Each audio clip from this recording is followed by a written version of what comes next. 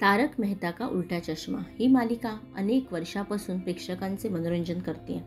या मालिकेतील दया, जेठा, आत्माराम भिडे, सोडी, अय्यर, बबिता, मेहता, हाती यांसारख्या सगळ्याच भूमिका प्रेक्षकांनी डोक्यावर घेतल्या आहेत. या मालिकेत सुरुवातीपासूनच सोडीच्या भूमिकेत आपल्याला गुरुचरण सिंगला पाहायला मिळाले. गुरुचरणला या मालिकेमुळे प्रचंड लोकप्रियता मिळाली, पण गेल्या काही वर्षांपूर्वी त्याने ही मालिका सोडली.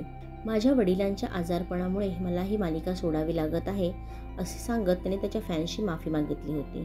गुरुचरण आज या मालिकेत नसला तरी सोशल मीडियाच्या माध्यमातून अथवा इव्हेंटच्या माध्यमातून तो त्याच्या फॅन्सच्या नेहमी संपर्कात असायचा.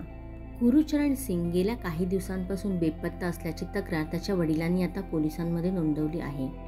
गुरुचरण एका कामानिमित्त मुंबईला जायला निघाला होता, पण तो मुंबईत पोहोचलाच नाही. पोलिसांनी केलेल्या चौकशीनुसार त्याने दिल्लीतून विमान देखील पकडले नाही. सुरुवातीला हा सगळा अपहरणाचा डाव आहे का असे पोलिसांना वाटत होते, पण पोलिसांना मिळालेल्या CCTV फुटेजनुसार गुरुचरण स्वतःहून एअरपोर्टच्या बाहेर जाताना दिसतोय. एवढंच नव्हे तर त्याने अनेक ठिकाणी रिक्षा देखील बदलल्या आहेत. तसेच त्याचा मोबाईलही त्याच्यासोबत आता नाही आहे.